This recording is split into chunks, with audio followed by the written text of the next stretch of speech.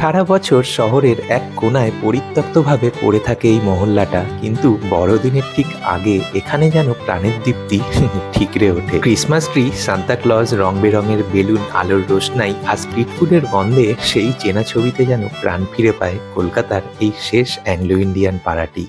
মূলত ব্রিটিশ সেনাবাহিনীর বসবাসের জন্যই এই ব্যারাকগুলি নির্মাণ করা হলেও বিশেষ কিছু কারণে তারা এখানে বসবাস করতে চাননি, তাই তারা ফোর্ট উইলিয়ামে ফিরে যেতে পছন্দ করেন। তাই বহু বছর ধরেই কিন্তু এই ব্যারাকগুলি জনবিহীন হয়ে পড়ে থাকে এবং পরবর্তীকালে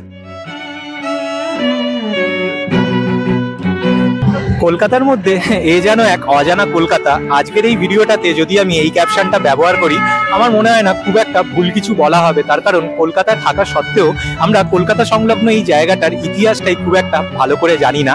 আমি এখন বর্তমানে দাঁড়িয়ে রয়েছি বউ ব্যারাকসে, যেটা বর্তমান কলকাতার বউবাজার এলাকা সংলগ্ন। তো আজকের এই ভিডিওর প্রথমার্ধে আপনাদের এই যে শতাব্দী প্রাচীন এই জায়গাটা, এই জায়গার ইতিহাস তো তুলে ধরবই, আর এই জায়গাটার প্রাচীনত্ব যদি আপনাদের বলি, তো আমার পিছনে এই যে লাল দেওয়াল বা সবুজ জানলা খিড়কিগুলো দেখছেন, এইগুলো কিন্তু খুব স্পষ্টভাবে এই জায়গার প্রাচীনত্বটাকে ফুটিয়ে তোলে। আর এটা যেহেতু শতাব্দী প্রাচীন জায়গা বললাম, তাই এই জায়গার সাথে কিন্তু একটা ব্রিটিশদেরও ইতিহাস জড়িয়ে রয়েছে। অনেকের মতে কিন্তু এইটা হলো কলকাতার শেষ অ্যাংলো ইন্ডিয়ান পাড়া। তো যাই হোক, ভিডিওতে আপনাদেরকে অবশ্যই এই জায়গার ইতিহাসটাও জানাবো, এবং আরও একটা কারণ আছে আমার এখানে আসার, সেটা হলো আমরা সাধারণত 25শে ডিসেম্বর বা 31 ডিসেম্বর বা 1 জানুয়ারি সেলিব্রেট করার মানেই কিন্তু পার্ক স্ট্রিট চলে যাই। অবশ্যই সেলিব্রেট ওখানে খুব ভালোভাবেই হয়। আমরা অ্যালেন পার্কের কথাও জানি, কত সুন্দরভাবে সাজায়, কিন্তু আমরা অনেকেই হয়তো এই জানি না যে এই বউ ব্যারাকস যে জায়গাটায় আমি দাঁড়িয়ে রয়েছি না, এই জায়গাটাতেও কিন্তু 25শে ডিসেম্বর, 31 ডিসেম্বর বা 1 জানুয়ারি খুব বড় করে কিন্তু সেলিব্রেট করা হয়। বর্তমানে যত দিন দিন যাচ্ছে, মানুষ যত জানতে পারছেন, সাধারণ মানুষও কিন্তু বাইরে থেকে এসে এখানকার মানুষদের সাথে যোগদান করে এখানকার উৎসবটাকে না একটা অন্য মাত্রায় পৌঁছানোর চেষ্টা করছে। এই যে 25 ডিসেম্বর আসছে সামনে, বা 31 ডিসেম্বর, 1 জানুয়ারি, এই জায়গাটা কিভাবে সেজে উঠেছে আপনাদেরকে দেখাবো, যা সত্যি আপনারা দেখলে অবাক হবেন। এবং আমি আমার এই ভিডিওর মাধ্যমে যারা এখন দেখছেন তাদেরকে অনুরোধ করব, পারলে পার্ক স্ট্রিট তো গেছেন বা অবশ্যই যান, কিন্তু যদি এই বউ ব্যারাকসে না এসে থাকেন না, তাহলে পারলে অবশ্যই একবার এসে এখানে ঘুরে যান। তো যাই হোক, ভিডিওটা সম্পূর্ণ দেখার অনুরোধ রইল। আর যারা প্রথমবার এই চ্যানেলে ভিডিও দেখছেন, একটু ছোট্ট করে আমি আমার পরিচয়টা দিয়ে দিতে চাইবো। নমস্কার, আমি সৌরভ, দ্য আননোন ডাইরেকশনস চ্যানেলে আপনাদের প্রত্যেককে স্বাগত জানিয়ে শুরু করছি আজকের একটা নতুন ভিডিও। আর যদি ভিডিওটা শেষ অবধি দেখার পর আপনাদের ভালো লাগে, তাহলে দয়া করে একটা লাইক করে দেবেন এই ভিডিওটাতে, আর পারলে এই ভিডিওটা প্রচুর মানুষের কাছে শেয়ার করবেন, যাতে যারা এই জায়গার ইতিহাস সম্বন্ধে জানেন না বা এই জায়গার সেলিব্রেশনগুলো সম্বন্ধে জানেন না, তারাও যদি মনে করেন এখানে খুব অনায়াসে আপনাদের এই ভিডিও শেয়ারের মাধ্যমে চলে আসতে পারেন। আর একদম শেষে আমার নিজের জন্য একটা জিনিস চাইবো আপনাদের কাছে, এটা আমার আবদার বলুন বা অনুরোধ, যদি ভিডিওটা সম্পূর্ণ দেখার পর ভালো লাগে, তাহলে একটুখানি ভালোবেসে এই চ্যানেলটাকে সাবস্ক্রাইব করে নিয়ে আপনাদের আশীর্বাদ, ভালোবাসার হাতটা আমার মাথার উপর রাখবেন। এইটুকুনি আশীর্বাদ আপনাদের কাছ থেকে চেয়ে আজকের ভিডিওটা শুরু করছি। সবার প্রথম বলি কিভাবে এখানে আপনারা খুব সহজে চলে আসতে পারবেন। এখানে আসার জন্য সবথেকে সহজ রুট হচ্ছে মেট্রোয় করে যদি আপনারা আসেন। এখানে আসার সবথেকে সহজ রুট হচ্ছে যদি আপনারা মেট্রোয় আসতে পারেন। কবি সুভাষ দক্ষিণেশ্বর লাইনের মেট্রো ধরে সবার প্রথম চলে আসুন চাঁদনি চক মেট্রো স্টেশনে। এই চাঁদনি চক মেট্রো স্টেশনের 6 নম্বর গেট দিয়ে বেরিয়েই ঠিক গেটের উল্টো দিকেই দেখবেন দুটো বাড়ির মাঝখান দিয়ে একটা রাস্তা চলে গেছে। এই রাস্তাটা দিয়ে আপনাদের সোজা হেঁটে যেতে হবে। এই মেট্রো স্টেশন থেকে 2 থেকে 3 মিনিটের হাঁটা পথেই আপনারা পৌঁছে যাবেন বউ ব্যারাকসে। এই রাস্তাটা দিয়ে হেঁটে হেঁটে এলাম। এই রাস্তাটা দিয়ে হেঁটে এসেই সোজা সামনে কিছুটা গেলেই এই নালন্দা উদ্যানটা চোখে পড়বে। এটা হচ্ছে নালন্দা উদ্যান। দেখুন, এই নালন্দা উদ্যানের থেকে একটু এগিয়ে এসে, নালন্দা উদ্যান থেকে ডান দিকে একটু এগিয়ে আসলেই এখানে আপনাদের চোখে পড়বে বউ ব্যারাকের সাইনবোর্ড। এই যে লেখা রয়েছে বউ ব্যারাক, এই যেরকম অ্যারোটা দেখা যাচ্ছে সেই বরাবর এগিয়ে যেতে হবে। এই যে রাস্তাটা, এই রাস্তাটা দিয়ে সোজা এগিয়ে যেতে হবে। সারা বছর শহরের এক কোনায় পরিত্যক্তভাবে পড়ে থাকে এই মহল্লাটা, কিন্তু বড়দিনের ঠিক আগে এখানে যেন প্রাণের দীপ্তি ঠিকরে ওঠে। ক্রিসমাস ট্রি, সান্তা ক্লজ, রং বেরঙের বেলুন, আলোর রোশনাই আর স্ট্রিট ফুডের গন্ধে সেই চেনা ছবিতে যেন প্রাণ ফিরে পায় কলকাতার এই শেষ অ্যাংলো ইন্ডিয়ান পাড়াটি। তবে এই ক্রিসমাস সাজসজ্জা ছাড়াও এখানকার কিন্তু আরো বড় একটা আকর্ষণ হলো এখানকার পরিবারগুলি কিন্তু আজও বাড়িতে নিজের হাতে বানান কেক, পুডিং ও নন অ্যালকোহলিক অ্যালকোহলিক ওয়াইন, আর রসিক ক্রেতারা কিন্তু সেগুলোর খোঁজ খবর রেখে তা সংগ্রহ করেন। তাই বর্তমানে পার্ক স্ট্রিট সেন্ট পলস ক্যাথিড্রালের মতোই এই বো ব্যারাকও কিন্তু শহুরে বাসিন্দাদের অন্যতম ডেস্টিনেশন এই বড়দিনের মরশুমে।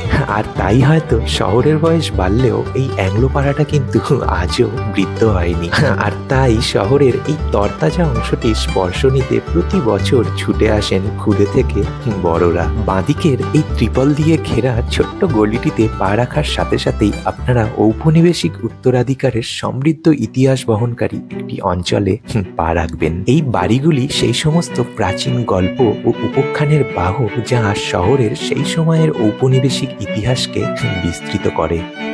এখানকার ক্রিসমাস সেলিব্রেশন তো দেখবই, তবে তার আগে আসুন শতাব্দী প্রাচীন এই বো ব্যারাক্সের ইতিহাসটা একটু জেনে নেওয়া যাক। সালটা 1914, যখন প্রথম বিশ্বযুদ্ধ অভিশাপ হয়ে নেমে এলো পৃথিবীর বুকে। তখন ব্রিটিশ সেনাবাহিনীর বসবাসের জন্যই এই ব্যারাকগুলি নির্মাণ করা হলো। ব্যারাক শব্দের অর্থই হলো সেনা ছাউনি। ঠিক করা হলো সৈন্যদের তাদের পদমর্যাদা অনুযায়ী এই ফ্ল্যাটগুলি বরাদ্দ করা হবে। এই বো ব্যারাক ডিজাইন করেছিলেন হ্যালসি রিকার্ডো, যিনি কলকাতার আইকনিক হাওড়া সেতুরও স্থপতি ছিলেন, এবং এটি কিন্তু মিনিমালিস্ট স্থাপত্যের একটি অন্যতম সেরা উদাহরণ হিসাবেও বিবেচিত। যদি গঠনগত দিক থেকে বলতে হয় তাহলে বর্গাকার ব্যালকনি সহ লাল ইটের তৈরি তিনতলা এই ভবনগুলি আয়তক্ষেত্রে সাজানো এবং দরজা ও জানলা সবুজ রঙের। মূলত ব্রিটিশ সেনাবাহিনীর বসবাসের জন্যই এই ব্যারাকগুলি নির্মাণ করা হলেও বিশেষ কিছু কারণে তারা এখানে বসবাস করতে চাননি, তাই তারা ফোর্ট উইলিয়ামে ফিরে যেতে পছন্দ করেন। তাই বহু বছর ধরেই কিন্তু এই ব্যারাকগুলি জনবিহীন হয়ে পড়ে থাকে, এবং পরবর্তীকালে ক্যালকাটা ইমপ্রুভমেন্ট ট্রাস্ট সম্ভবত কিছু ভাড়ার বিনিময়ে কলকাতার অ্যাংলো ইন্ডিয়ান সম্প্রদায়কে এই ব্যারাকগুলি হস্তান্তর করে এখানে থাকার জন্য। সেই সময় এখানে প্রায় 130 থেকে 140টি অ্যাংলো ইন্ডিয়ান পরিবার বসবাস শুরু করেন। এরপর ধীরে ধীরে 1947 সালে দেশ স্বাধীন হলো, ব্রিটিশরাও ভারত ছেড়ে চলে গেল, কিন্তু এই বো ব্যারাকস অ্যাংলো ইন্ডিয়ানসদের জন্য স্থায়ী বসতি হয়ে থেকে গেল। যদিও পরবর্তীকালে এখানকার এই অ্যাংলো ইন্ডিয়ানস পরিবারের অনেকেই অস্ট্রেলিয়া, কানাডা বা মার্কিন যুক্তরাষ্ট্রের মতন দেশগুলিতে স্থানান্তরিত হয়ে যান, আবার অনেকে ভারতকে ভালোবেসে এই দেশকেই নিজেদের ঘর মনে করে এখানেই থেকে যান। বর্তমান সময়ে এই বো ব্যারাকস কিন্তু শুধুমাত্র আর অ্যাংলো ইন্ডিয়ানস পরিবারদেরই বাসস্থান নয়, চাইনিজ, গুজরাটি, বাঙালি এরকম বিভিন্ন সম্প্রদায়ের পরিবারেরও বাসস্থান। প্রতি বছর কত মানুষই না আসেন এখানে, ছবি তোলেন, আবার ফিরেও যান তারা, এবং এই মানুষগুলোর গল্প অনেকে নিজেদের মতন করেও বানিয়ে নেন। কিন্তু প্রকৃত অর্থে এই বো ব্যারাক্সের বাসিন্দারা কিন্তু থেকে যান চির অন্তরালে কলকাতার মধ্যেই, যেন এক অজানা কলকাতার বাসিন্দা হয়ে। 2004 সালে প্রখ্যাত বাঙালি চলচ্চিত্র নির্মাতা অঞ্জন দত্ত এই বো ব্যারাক্সের ওপর একটি ছবি নির্মাণ করেন, যার নাম বো ব্যারাক্স ফরএভার। যদিও অনেক অ্যাংলো ইন্ডিয়ানরাই এই ছবিটির বিষয়বস্তুকে অনুমোদন করেননি এবং চিত্রণটিকেও অনুপযুক্ত বলে মনে করেছেন। যতটা সম্ভব সংক্ষিপ্তভাবে এই শতাব্দী প্রাচীন বো ব্যারাক্সের ইতিহাসটা আপনাদের সামনে তুলে ধরার চেষ্টা করলাম। আসুন এবার ক্রিসমাস উপলক্ষে এখানকার যে সাজসজ্জাটা সেটা একটু দেখে নেওয়া যাক। ছোট্ট এই পাড়াটিতে পা রাখার সাথে সাথেই এখানকার আলোকসজ্জা ছাড়াও আরও একটা যে জিনিস আপনাদের ভালো লাগবে সেটা হচ্ছে রাস্তার দুধারে বিভিন্ন ধরনের স্ট্রিট ফুডের দোকান, হংকং চাউমিন থেকে শুরু করে মোমো, কি নেই।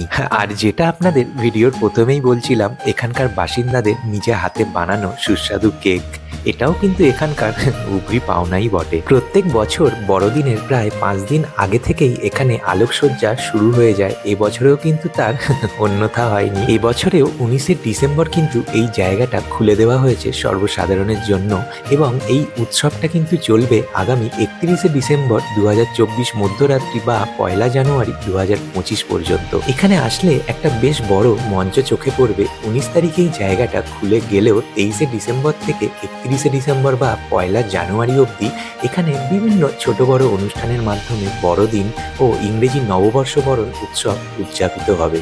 তাই যদি বড়দিনের দিন এখানে নাও আসতে পারেন তাহলেও কোনো চিন্তা নেই, এখানে কিন্তু এই অনুষ্ঠানগুলো এখন আপাতত চলবে 31শে ডিসেম্বর অবধি। পারলে এর মধ্যে একদিন ঘুরে যাবেন নাকি। আসুন এবার কয়েকটা এখানকার স্ট্রিট ফুডের দোকান দেখে নিই। আমি এখানে 22 তারিখ এসেছিলাম, দেখলাম বেশ কয়েকটা জায়গা এখনো ফাঁকা রয়েছে, তো জিজ্ঞেস করে জানতে পারলাম আগামী 1-2 দিনের মধ্যে এই জায়গাগুলোতে আরও বেশ কয়েকটি খাবারের কাউন্টারও খুলবে।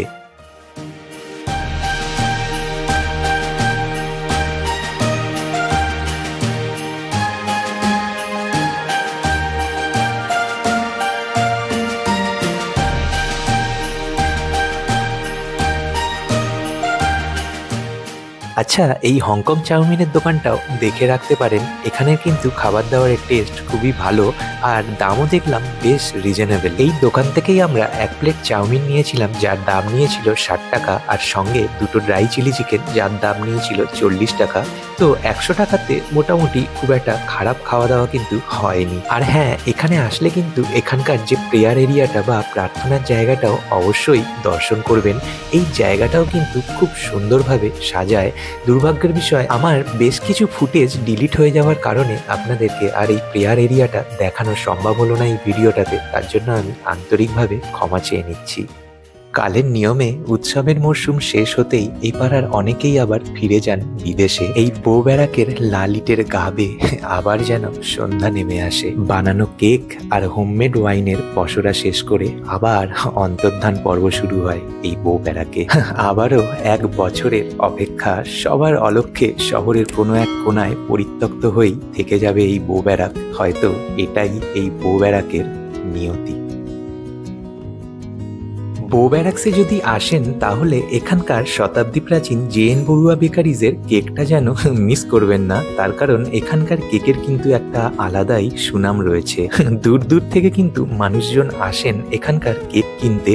এমনিতে এই দোকানটা সারা বছরের হলেও বিশেষত এই বড়দিনের মরশুমে এই দোকানের বাইরে কিন্তু একটা লম্বা লাইন পড়ে যায় কেক কেনা। ছানার কেকটা কিন্তু এখানকার বিশেষত্ব। 1/2 পাউন্ড 1 পাউন্ড ওজনের ছানার কেক পেয়ে যাবেন এখানে। তবে আপনারা চাইলে প্রথমেই বড় কেক না নিয়ে ছোট ছানার বাটি কেক ট্রাই করে দেখতে পারেন টেস্ট করার জন্য। 40 টাকা দাম। আমরাও এখান থেকে ছানার বাটি কেকই নিয়েছিলাম, যার টেস্ট কিন্তু দারুণ ছিল। আজকের ভিডিওটা তাহলে এখানেই শেষ করছি। ভিডিওটা যদি ভালো লেগে থাকে আপনাদের, দয়া করে একটা লাইক করে দেবেন আর এই চ্যানেলটাকেও সাবস্ক্রাইব করে রাখতে পারেন এরকম আরো ভিডিও পাওয়ার জন্য।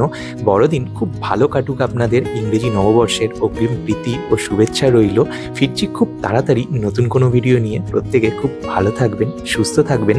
আর যেতে যেতে এখানকার কেকের দামগুলো একটু আপনাদের দেখিয়ে দিই। আর এই ভিডিওটা কেমন লাগলো অবশ্যই জানাবেন। আপনাদের কমেন্টের অপেক্ষায় রইলাম কিন্তু।